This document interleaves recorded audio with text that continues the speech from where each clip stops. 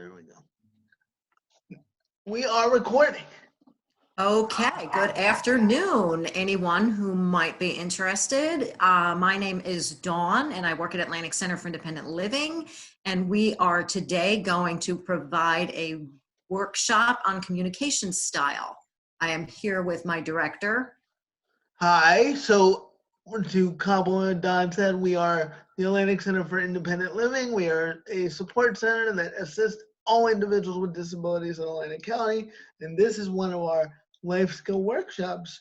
If you're interested, we're recording it, and we do them live on Thursdays at 1 as we adjust to our new life in this COVID-19 pandemic. I hope everyone's doing well, and let's get started. And don't be afraid to share this video because then more people will see it.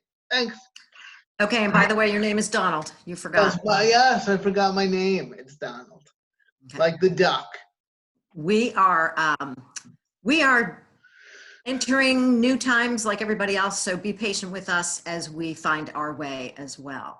So like I mentioned, today we're going to talk about communication style, and there are many different ways that we communicate with one another. Some are better than others. We are going to talk about those differences, and we're going to talk about which ways are better ways to communicate and which ways maybe not better ways to communicate. And we're going to look at the differences between the styles and talk about, that there is a time and a place for each of them, and take it from there, Donald.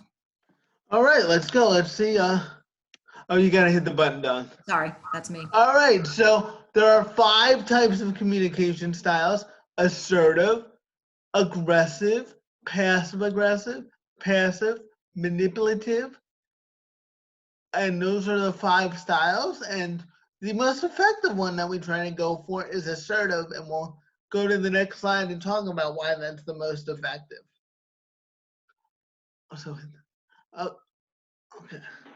Okay, so an assertive communication style is one where it's a combination of things. It's not only what we're saying, it's the tone of our voice, it's our body language, it's our eye contact. So when you are being assertive, you are keeping a nice distance between yourself and that person you're talking to. You are remaining calm.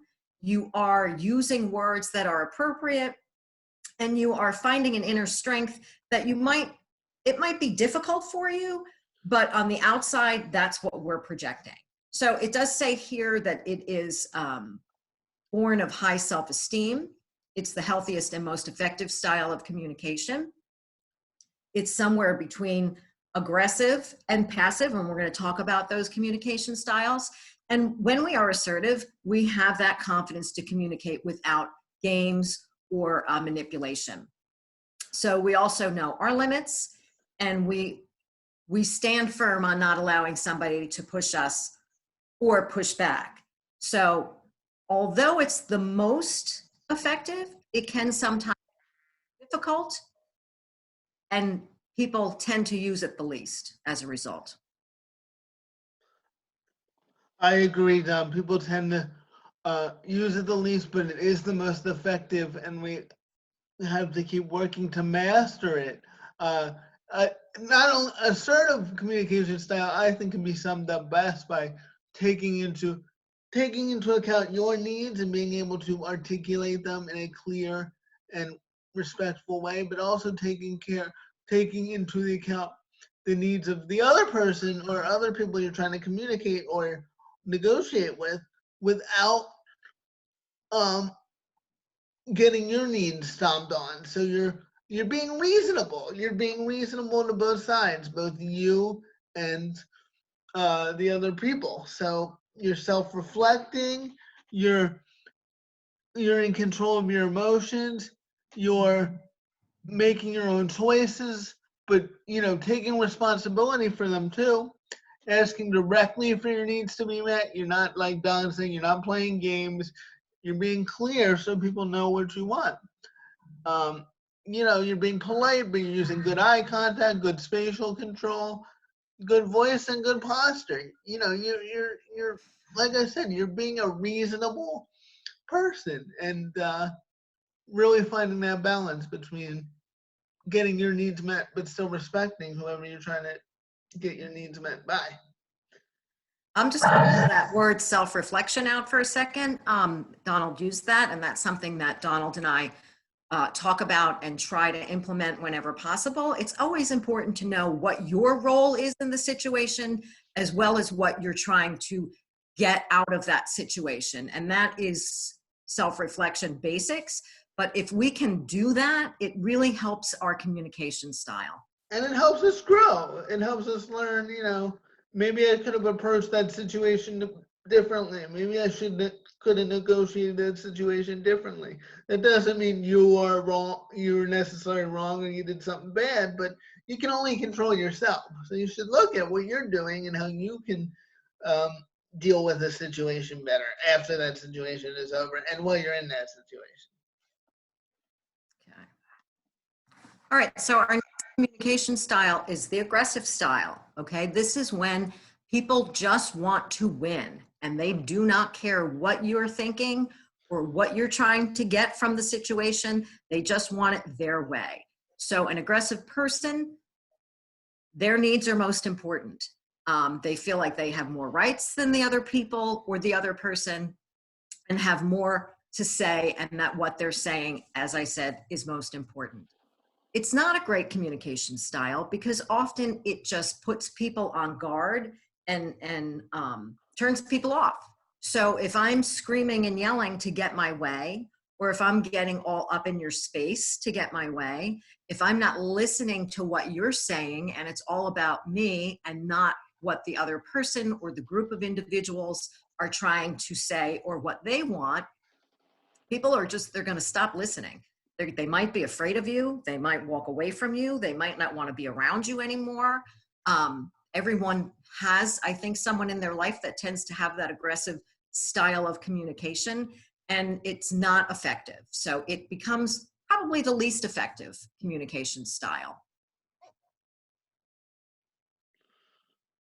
Yeah, and I just want to piggyback on what Don was saying and look at the characteristics. It can be frightening, threatening, loud, hostile, willing to achieve the goals at the expense of others. So you're not working with anybody. It's just about you and what you want. You're belligerent. It could be seen as bullying. You're using phrases like "you're crazy." Really not taking into account the other person's point of view, really dismissing their feelings. And, I think really the big thing about aggressive communication style is, like Don was saying, it's really ineffective. It may work for a little bit, but eventually the people you're trying to communicate with, they get defensive too, and they stop wanting to communicate with you. And then you don't have a team around you that can help you out. You don't have supports around you that can help you out. So, just think about anybody who's been aggressive to you in your life. It doesn't make you want to help them or do the work that they're asking you to do. So, although I think aggressive is sometimes the most tempting communication style because it's all about you and your needs, it's just not effective in getting you what you want, especially as you get older and go into the workforce. It's just not going to work if you go into the workforce and you're telling your boss what they need to do without taking into account their needs. So I just think that, Or even making demands without waiting to hear what your responsibilities are. right, making demands, Right. making demands without having a proven record when have, if you've already shown up and you're already making demands, your boss is less likely to accommodate you than if you work there for years and have a proven record of doing your job, and then you go in and ask for something, then you're much more likely to have an effective conversation. But if you're just coming in aggressive, that's not going to work for you, right? Okay, so the next style is passive aggressive. And when you're being passive aggressive, you kind of appear to be passive on the outside, but really behind it all, you're being aggressive. They give an example here that's kind of odd, so I kind of go away from it, but I feel like a classic passive aggressive situation in maybe a household with some kids is perhaps your brother was asked to do a chore and they didn't do it. And so now your mom or dad or whoever your caregiver is taps you to do that chore, and you're mad because your brother should have done it and now you're being asked to do it. So maybe, maybe you break something of your brother's along the way because you're angry. But to your parents, you're saying, or your caregivers, you're saying, oh, sure, I'll be happy to do that for you. So passive aggressive can sometimes be tricky because it seems like they're being passive, but the underlying tone is not. It's aggressive. Does that make sense, Donald? I totally agree. It's you're acting like you're going along with it and agreeing with the person, but the underlying message you're sending, like you were saying, is no. It'd be like if a teacher gives you homework that you didn't want to do, and you only circle the answer. You only do half the assignment and give it back to them. That way you can say, well, I did the assignment, I did what you asked, but you really didn't put forth any effort. So it's like passive aggressive to me is, you're presenting cooperation, but underneath you're undermining and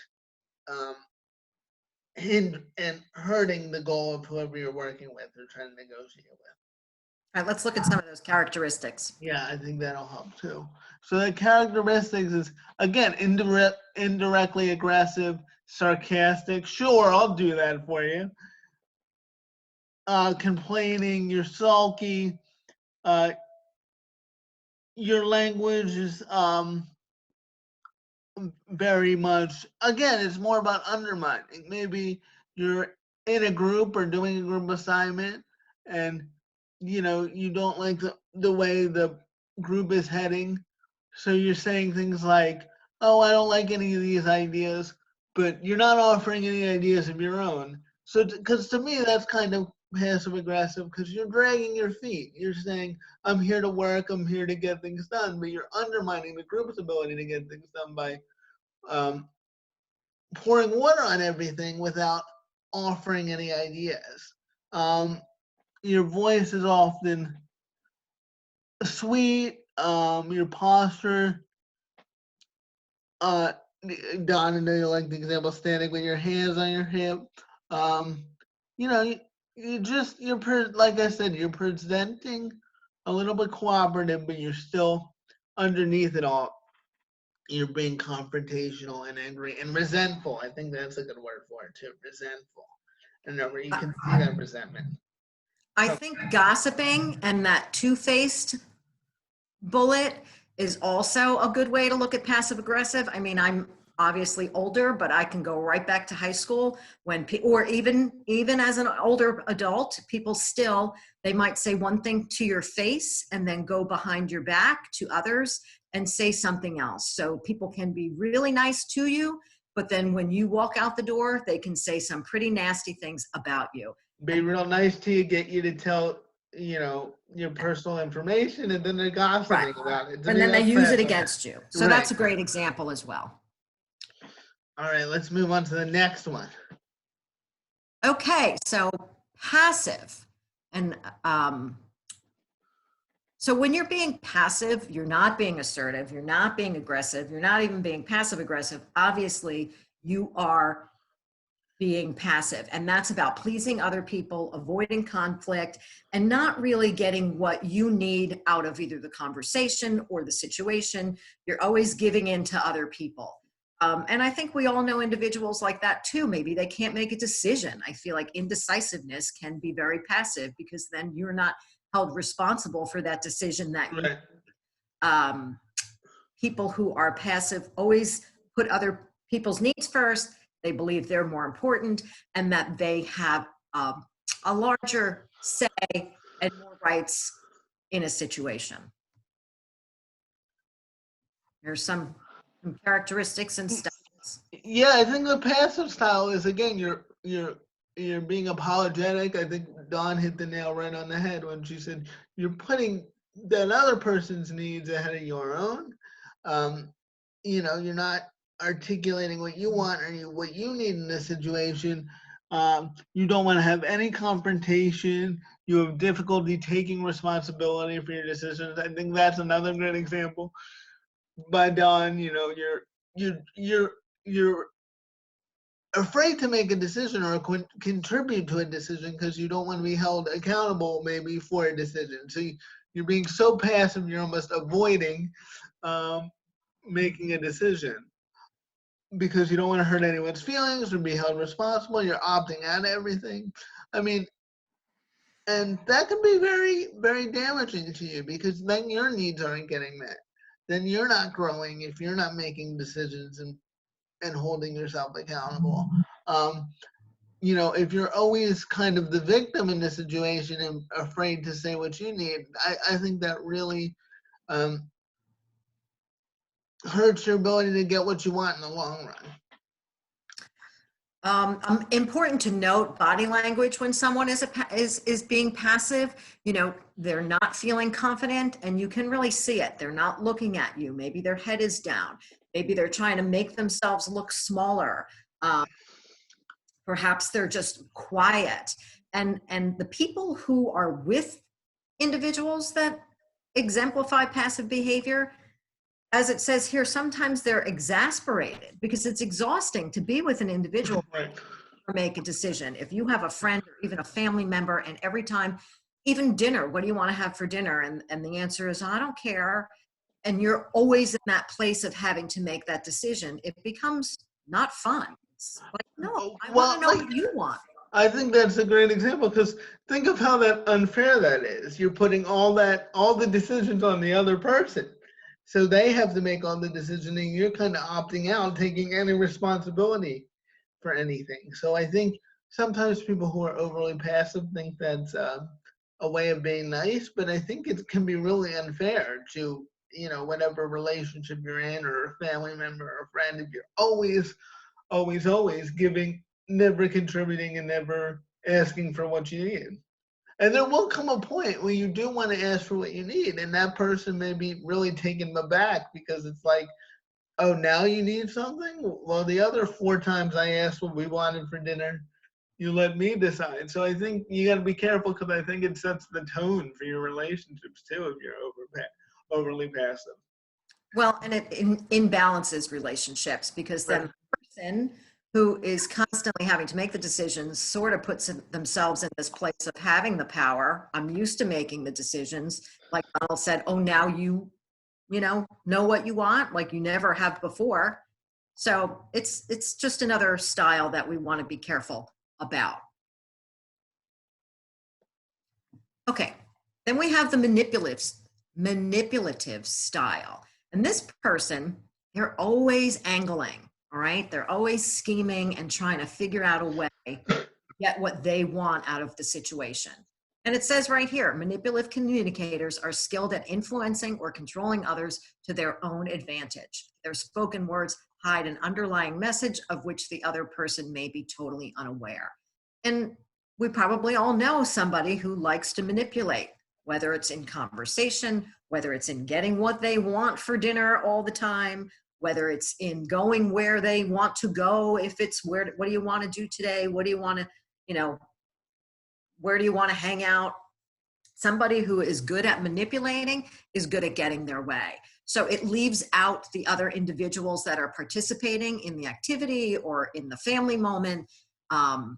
And they're pretty good at it. So it's a style of communication that can go unnoticed.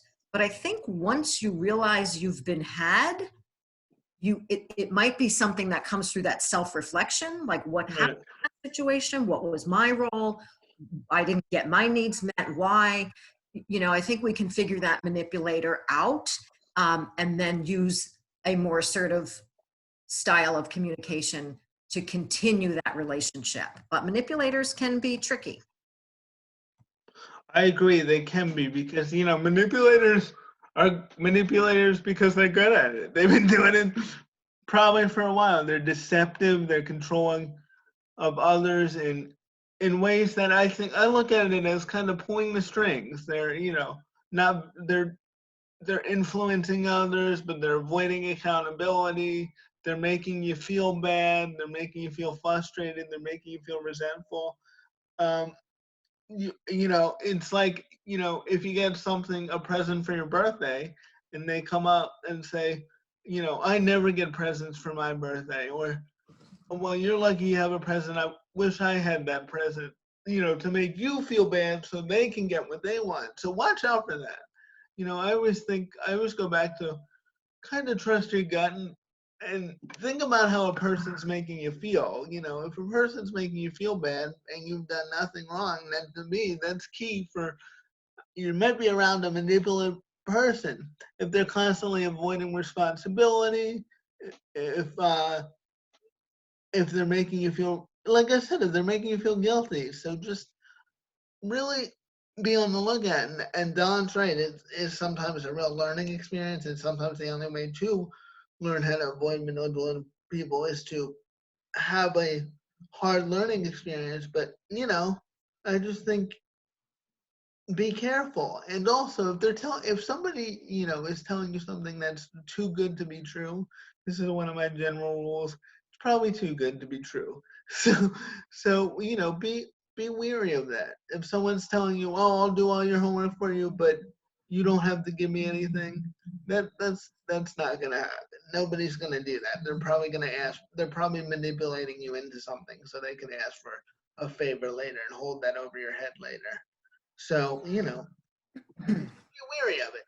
And also, One of, don't be a manipulative person, because, as Don says, it just eventually, a worst thing, you eventually get found out.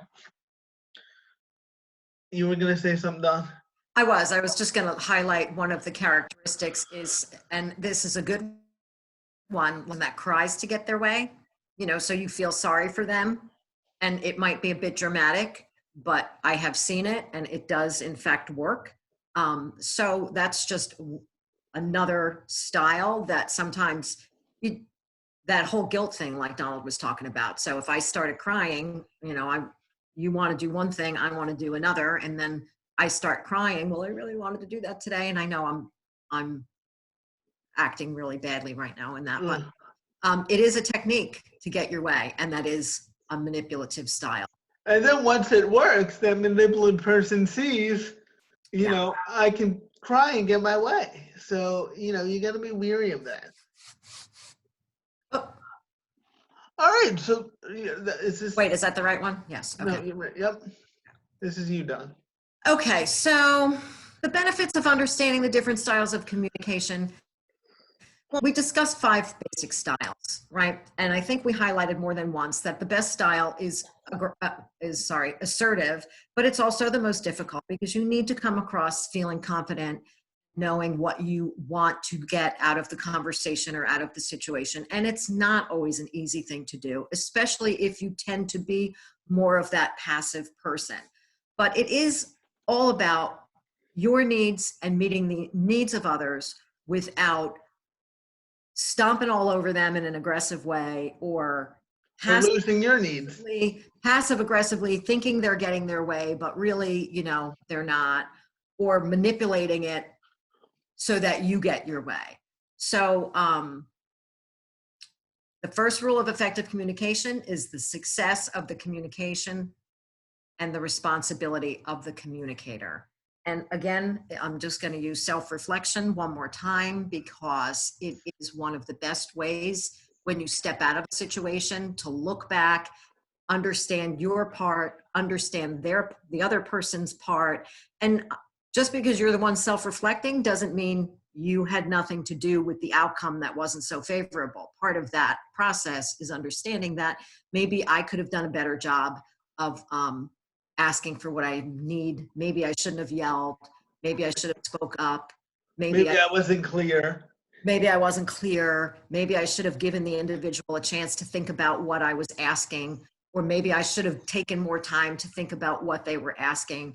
And that's all ways of communicating effectively. It's always okay to step away if you're unsure, reevaluate and assess the situation, and then go back. And then you can go back better equipped to meet your needs as well as meeting the needs of others.